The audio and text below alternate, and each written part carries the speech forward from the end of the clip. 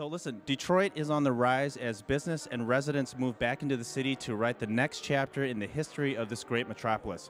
While we're all excited about the positive developments we've seen, a lot of hard work still needs to be done for Detroit to fully realize the promise of its citizens. One area where need is particularly great, but where dedicated individuals and creative organization are working to implement new solutions, is education. With us today, we have Thomas Willis, the CEO of Cornerstone Charter Schools, to talk to us about some of the challenges facing Detroit's school children, as well as some of the exciting opportunities now available to them. Tom, thank you for joining us today. Thank you for having me. Tom, before we get into the reason why you're here, I always like to ask the guests, how do you like the concert so far? How are you enjoying it? Oh, it's phenomenal. It's amazing to see somebody from a country outside of Spain playing the guitar with such an amazing talent. I really appreciate it because in my house, my 2-year-old sings better than me, so it's great to see. Great, great. Give us a brief overview of the state of education in Detroit. We all know it's not pretty. What are some of the obstacles and some of the bright spots? You know, it's interesting because there's so many good things happening in Detroit that we spend so much time talking about the negative. And there certainly are the challenges, and there certainly are a lot that needs to happen. I mean, Arnie Duncan has called Detroit ground zero for education, and you know, a lot needs to happen. But I haven't met a single parent that doesn't love their child, that doesn't want the best for them. I haven't met a single teacher, no matter what system they're in, public, private, charter, that doesn't want the best for their students. And so I think it's more important that we focus on the positive. There's a lot of good things happening. You've got a lot of the foundations rallying around the kids. You've got the Michigan Future Schools effort. You've got Excellent Schools Detroit, all just trying to bring light to this tough topic.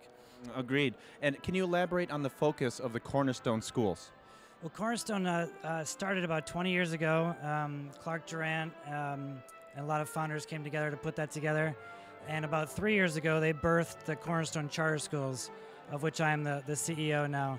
And thanks to a lot of effort by Clark and by Ernestine Sanders, we've taken a lot of what has made them successful, the focus on students, the focus on excellence, student achievement, and a lot of it's about the character. We want to educate more than just the child's brain. We want to focus on their heart and really, you know, let them know that we care about them, we love them, we want them to be successful in life, and that in order for us to reach their minds, we really have to touch their hearts first. Wonderful. As a Detroit native, are there experiences from your youth that shape the way you approach and you work in education today? Oh, absolutely. I was blessed to grow up in a very, very great family. Grew up in Dearborn, spent a lot of time. One of my aunts would bring me down here quite a bit as a young child. I was more of an athlete, so this was definitely out of my comfort zone. But I think it really shaped who I am. I was lucky enough to spend some time in Tanzania, Africa, and that really shaped who I am today. I was an engineer from the University of Michigan, so how I got into education is only God can explain. And so I think who I was as a child has really shaped who I am today, and I'm really blessed to be able to represent the great employees we have, the great teachers that we have that are working hard every day in the trenches in Detroit. That's an interesting path that you took there. And you've already got 2 schools in Detroit, and you're in the process of building a high school. Can you tell us about the new school? We're really excited about this high school. We really started from scratch, and we just said, what if we took a look at this from a student's perspective and just started, you know, from that? What if we started with the children and said, what do they really want to be successful, and try to translate into the real world? So I'll give you one example. We kind of blew up the traditional freshman through senior model. Our students are going to be beginners through professionals. It won't be based on how old they are. It'll be based on how well they're doing and the competence that they show. And so you could have a child that, I shouldn't call them child, you could have a young adult that would get through their entire high school experience in maybe 2.5 or 3 years. Or, you know, it may take a student like myself, you know, 4 or 5 years to get through. So that's just one example. We're really trying to leverage technology to really change the game, not just add technology to the already heavy workload that teachers have. Really leverage it to make a difference. You know, kids spend all day on technology, all night on technology. They come to school, we force them to turn them off. And so we're trying to change that paradigm and really think outside the box and really innovate. Wonderful. How do you go about recruiting your great teachers and administrators to come to Detroit and live and work, and where do they come from? All over. You know, it's interesting. Recruiting implies that we have to pull them into Detroit, and we just don't. It's just not the reality. People love Detroit.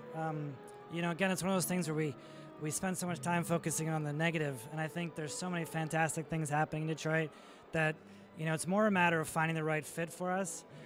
We spend a lot of time looking at character. What does the person have in their heart? Are they really there to serve students, or are they there for a paycheck? And so once we find that right character trait, we tend to find that everything else kind of takes care of itself. Let's shift gears a little bit to the arts. And what role should the arts, music and arts, play in the education process, and how do you incorporate that into daily life at Cornerstone?